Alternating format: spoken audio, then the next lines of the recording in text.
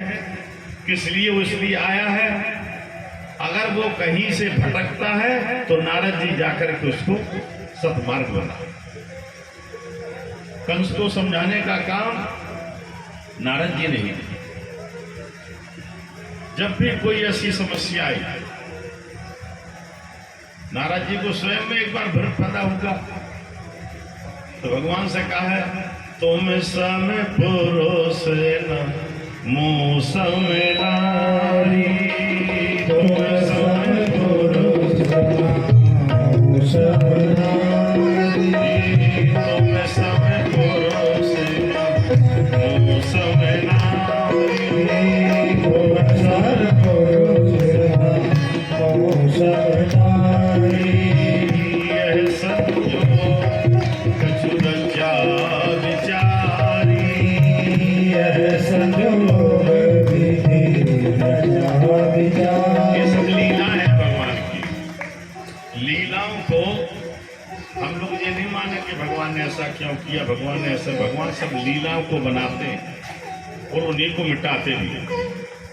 भगवान से की लीलाओं को कोई समझ ले कि ये भगवान कृष्ण ने इतनी गोपियों को के साथ शादी की, आज का मनुष्य अगर उनकी गोपियां रख लेगा तो उन सब बनने का भी प्रयास करे कि हम भी भगवान। बहुत से लोग तर्क करते हैं भगवान श्याम सुंदर की इतनी पटरानियां थी, इतनी रानियां थी। ठीक है, थी भगवान के साथ, मैं उस बात को मान लेता हूं।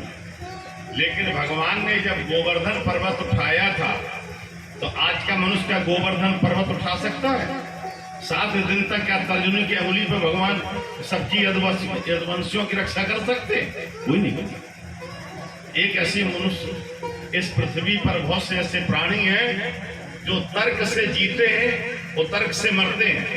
भगवान में कभी संदेह मत करो, परमात्मा है, सूरज निकलता है, लेकिन आप कोई वैज्ञानिक को बुला लो, सूरज को अस्त नहीं कर सकता। बहुत से वैज्ञानिक आते हैं, बहुत से परीक्षण करते हैं, सब कुछ करते हैं।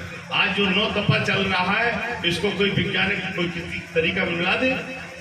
विज्ञान भी फैल है हमारे विधान के सामने। हमारा विधाता का विधान अलग है। विधि भयो आचरज विषय की निज करनी कछु कतौ न देखी। ब्रह्मा जी जैसे मनुष्य भी इस सृष्टि को देख करके चकरा गए कि मैंने सृष्टि को बनाया है। उस सृष्टि में बनाने के बाद मेरा कहीं नाम नहीं लिखा है कि मैंने सृष्टि को बनाया।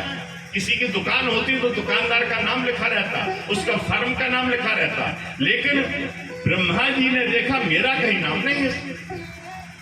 अरे बाप के बाप का नाम हो सकता है, लेकिन पुत्र का नाम थोड़ी होगा। पिता ही पुत्र को पैदा करता है, पुत्र पिता को पैदा नहीं कर सकता है। कहने का तात्पर्य है कि विधि भयो आचरज विषय की निज करनी कछु कतौ न देखी।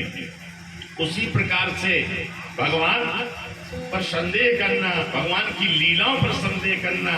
एक कोई नौजुवक था, वो कई गोपियों के साथ, गांव का बहुत बड़ा आदमी था, बहुत धनाढ़ था, कई गोपियों के साथ गोप लीला करते थे। पिता बहुत धर्मात्मा थे। पिता देख करके बड़े मन में पीड़ित हो, बड़े पछताए कि हमारा पुत्र अपना ये जीवन पाकर के व्यर्थ का घुमा दे रहा है। एक दिन पिता ने कहा, बेटा इधर आ, ये बताओ क्यों इस तरीके की जिंदगी जी रहे हो? तुम्हारी शादी हुई है, एक पत्नी है, अनेकों गुस्साए साथ क्यों व्यसन करते हो? कहा, पिताजी आप नहीं जानते, मैं गांव का राजा हूँ, महाराजा हूँ, जमींदार हूँ। तो भगवान जब स्वयं सुंदर कर सकते हैं लीलाएं, इतनी 1000 गोपियों के साथ, गोपियों के साथ कर सकते हैं, तो मैं भी तो एक राजा हूँ गांव का, मैं अगर करता हूँ तो क्या गलत करता? पिताजी बहुत बुद्धिमान हुए। पिताजी ने कहा, बिल्कुल ठीक बेटा, बिल्कुल करते रहो।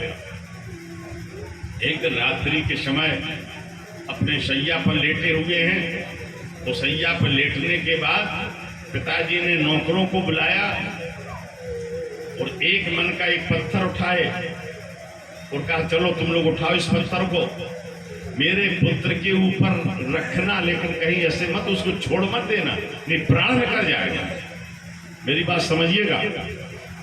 जैसे ही पत्थर उठा करके ले जा रहे हैं, वो जहां पर अपनी सुख विलासता में लड़का लेटा था उस सैये पर, उस पर पत्थर ले गए और सीने के ऊपर जैसी रखने लगे, वजन का एक आहट मिली, पुत्र जगा और देखते हैं कि 4 लोग हमारे ऊपर पत्थर पटक रहे कि ये क्या कर रहे हो, मुझे मारने के लिए आए।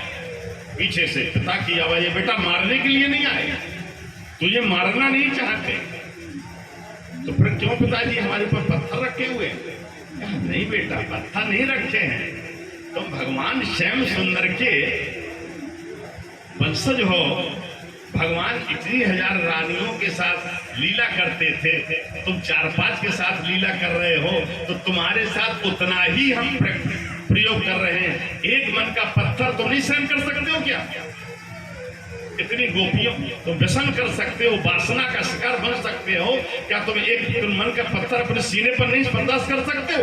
नहीं पिताजी, मैं मर जाऊंगा अगर ये पत्थर मेरे सीने पर पटक दिया गया, मैं मर जाऊंगा, तुरंत मेरा प्राणांत हो जाएगा।